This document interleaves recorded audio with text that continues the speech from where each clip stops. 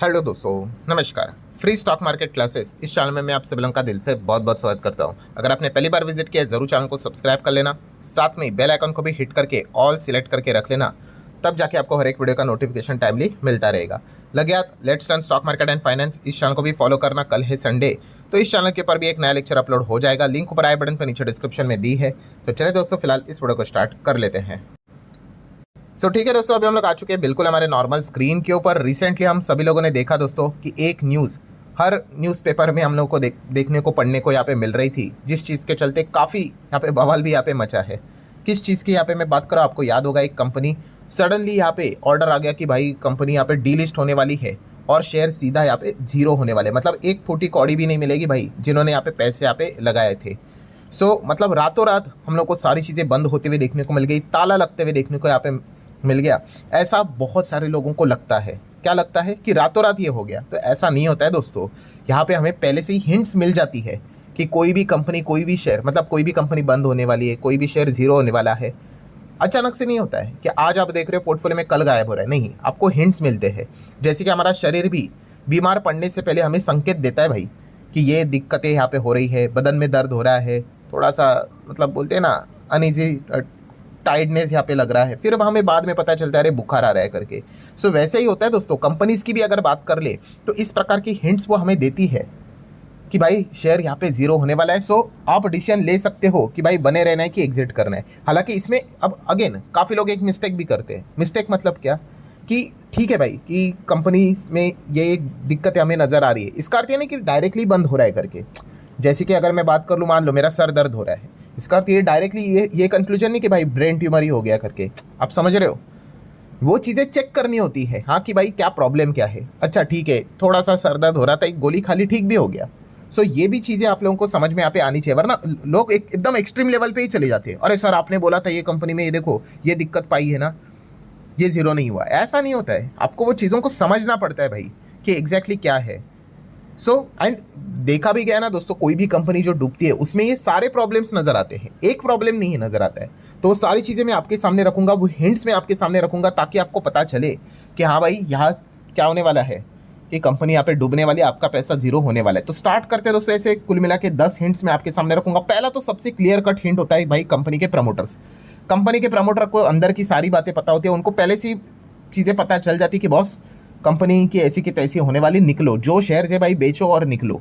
अब कंपनी के प्रमोटर्स यहाँ पे माल चिपकाने जाएंगे एंड उसी के साथ साथ एफआईआईज एंड डीआईज भी वो माल नहीं खरीदेंगे, तो वो माल किसको चिपकाएंगे, पब्लिक को। मतलब क्या है, हाँ वो जो मैंने काफ़ी बार आपको बताया है पीडीएफ, कि प्रमोटर भी बेच रहे हैं, एफआईआईज भी बेच रहे हैं, डीआईज भी बेच रहे हैं और पब्लिक खरीद रहा है, तो भाई समझ लेना कि बहुत बड़ी मतलब गड़बड़ होने वाली है, बहुत बड़ी गड़बड़। तो यहाँ से हमें एक हिंट यहाँ पे पता चल जाता है, क्योंकि ये सब ऐसे लोग हैं भाई जिनको हमसे ज़्यादा सारी इंफॉर्मेशन पहले से यहाँ पे पता होती है। ठीक है, तो ये इतने मूर्ख तो है नहीं कि प्रमोटर भी बेच रहे, एफआईआईज भी बेच रहे, डीआईएस भी बेच रहे और पब्लिक ही अकेली जो आखिरी इंफॉर्मेशन लेकर चलती है उन्हीं को सब कुछ पता है और वो खरीद के चल रहे हैं। ठीक है, तो यहाँ से हमें वो चीज़ें पता चलती है। सेकेंड पॉइंट की बात कर ले, ऑर्डर बुक। किसी कंपनी का ऑर्डर बुक अगर लगातार गिरते जा रहा है, ठीक है, तो समझ लेना कि बॉस आने वाले समय में बहुत बड़ी दिक्कतें आ सकती है, तूफान आ सकता है। ऑर्डर बुक मतलब क्या, बहुत सिंपल सा गणित है। मान लो हमारी कोई कौन सा मिठाई की दुकान है। अब मिठाई की दुकान में आप समझ लो कि हमें ऑर्डर यहाँ पे मिलता था 10,000 का ऑर्डर मिलता था, ठीक है भाई। फिर अगर हमें ऑर्डर अगर कम होकर 9,000 का मिलने लग गया, फिर 8 का मिलने लग गया, 5 का मिलने लग गया, 1,000 का ही मिलने लग गया, तो आप बताओ मुझे वो दुकान टिकेगी? आप अपने एरिया में ही देखो कितनी सारी दुकानें होती है कि नहीं, सिर्फ मिठाई का नहीं, कोई भी एग्जाम्पल ले लो, वो बंद हो जाती है और कुछ दुकानें चलती रहती है। क्यों भाई? उनको ऑर्डर मिलता रहता है। ऑर्डर मिलना मतलब क्या भाई, काम मिलना, तो बिजनेस चलता रहेगा भाई। जिसको काम नहीं मिलेगा ऑटोमेटिकली भाई उसका धंधा तो यहाँ पे खत्म हो ही जाएगा। पॉइंट नंबर 3 भी वही है दोस्तों, रेवेन्यू। कंपनी का रेवेन्यू ड्रॉप होना हमें कैसे पता चलता है? हम देखते हैं ना कंपनी के नंबर्स क्यों दिए जाते हैं, टाइम पास करने के लिए नहीं भाई, इससे ही पता चलता है कि कंपनी की कमाई कितनी हो रही है। अगर कंपनी की कमाई ही गिरने लग गई तो भाई वही से समझ लेने का कि बहुत बड़ी दिक्कतें यहाँ पे आ रही है। लगातार कंपनी पहले 100 करोड़ कमाती थी, अच्छी बात है, फिर 50 कमाने लग गए, आधा हो गया, फिर 30, फिर 20, फिर 10, अब सिंगल डिजिट में, तो भाई यहाँ पे तो हालत खराब होने वाली है। क्योंकि रेवेन्यू गिरेगा तो पॉइंट नंबर 4 भी दिक्कत में आ ही जाएगा, प्रॉफिट, कि कंपनी का प्रॉफिट भी लगातार गिरते जा रहा है, इनफैक्ट कंपनी लॉस में आने लग गई। ये सारे संकेत होते हैं दोस्तों ऐसा नहीं होता कि बस एक ही चीज हो गई और कंपनी डूब गई, नहीं, ये सारे एक एक एक एक एक, एक पैरामीटर्स आपको देखने को मिल जाएंगे जितनी भी कंपनियां डूबती है। देन पॉइंट नंबर 5 जो कि सबसे बड़ा डेंजर पॉइंट है, कौन सा? भारी भरकम कर्जा। मैं बहुत बार बता चुका हूँ, कर्जा होना कोई दिक्कत की बात नहीं। आप 100 करोड़ का कर्जा ले लो यार, अगर आप 200 करोड़ कमाते आपको 100 करोड़ के कर्जे से क्या फर्क पड़ने वाला है? बिल्कुल भी नहीं। बट आप सोच कर देखो, आप 10 लाख कमाते हो तो क्या आप 20 लाख का कर्जा अफोर्ड कर पाओगे? ऑब्वियसली नहीं, आप दिक्कत में आने ही आने वाले हो। हमेशा आपकी कमाई से कर्जा नीचे ही रहना चाहिए, तो ही जाके वो चीज़ों को आप मतलब अच्छी तरीके से सर्वाइव कर पाओगे। करने के लिए आप कुछ भी स्टंट कर लो। आपने सुना है ना, इतनी सारी कंपनियां डूब गई, इतना पहले पैसा था, वो इसीलिए डूब गई क्योंकि उन्होंने अपने साइज से बहुत बड़ा कर्जा ले लिया एंड बाद में कंपनी को यहाँ पे काम नहीं मिलने लग गया, कंपनी का रेवेन्यू गिर गया, प्रॉफिट गिर गया एंड इतना बड़ा कर्जा है। अब सोच कर देखो ना, किसी के ऊपर 1 करोड़ का कर्जा है, पहले उसके पास मतलब अच्छा खासा जॉब था, 50-60 हज़ार का, 1 लाख का पर मंथ सैलरी के हिसाब से। अगर वो सैलरी चली गई, उसका जॉब ही चला गया, तो वो कर्जा कहाँ से देगा? तो डूबना तो तय ही है। तो कंपनियां भी ऐसे ही डूबती है। इसीलिए ज़्यादा कर्जा होने वाली कंपनी को रिस्की क्यों बताया जाता है कि कल अगर भविष्य में अगर कुछ 19-20 हुआ तो भाई ये डेप्ट ट्रैप में फंस जाएगी एंड फिर ऐसे कंपनी का डूबना तय है। इतनी सारी जो कंपनियां डूबी है वो ऐसी ही डूबी है, कर्जा हायर लेवल का लेकर चल रही है, काम चल रहा है, अच्छा चल रहा है तो कोई दिक्कत की बात नहीं भाई। बट अगर काम अगर कुछ अटक गया तो फिर भाई लेने के देने पड़ जाएंगे।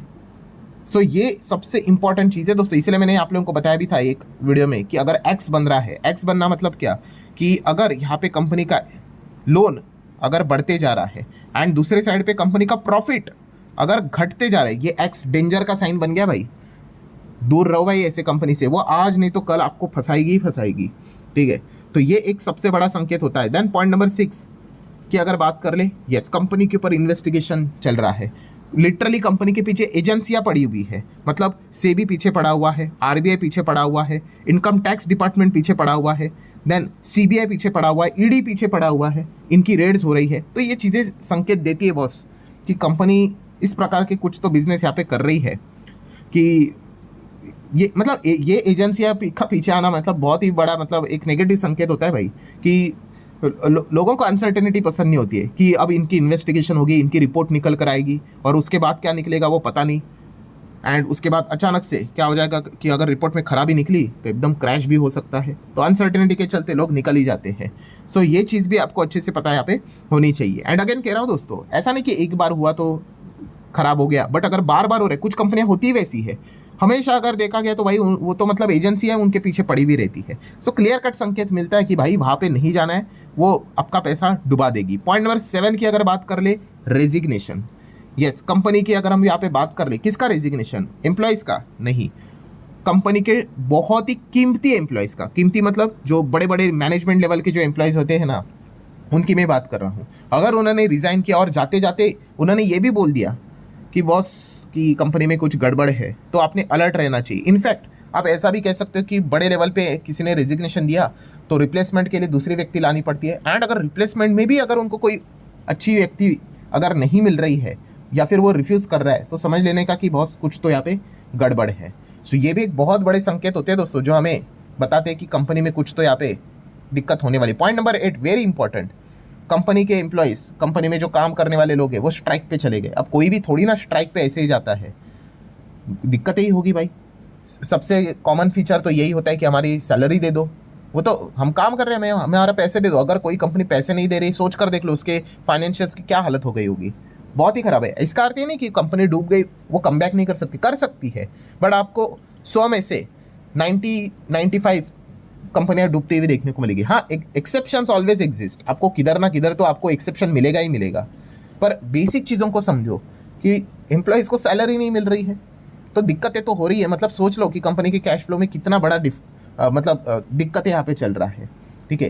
तो ये चीज़ें आपको अच्छे से यहाँ पे समझनी है। देन दोस्तों पॉइंट नंबर 9 की अगर हम लोग यहाँ पे बात कर ले तो मैनेजमेंट में डिस्प्यूट। यस, ये तो बहुत ही बड़ा रेड फ्लैग होता है कि मैनेजमेंट जो कंपनीज को चलाते हैं वही एक दूसरे के साथ झगड़ा कर रहे हैं, यहाँ पे उनकी नहीं बन रही है, तो फिर मतलब वो कंपनी को कहाँ लेके जाएंगे, आप समझ ही सकते हो। सो ये भी एक बहुत बड़ा रेड फ्लैग होता है। एंड देन पॉइंट नंबर 10 की अगर बात कर ले तो हमेशा की तरह बिजनेस लेवल दिक्कतें, मतलब कंपनी का बिजनेस अगर आउटडेटेड होते जा रहा है कि पहले कंपनी अच्छा कर रही थी, बट अगर कंपनी ने समय के साथ खुद को नहीं बदला तो बहुत दिक्कतें आने वाली है।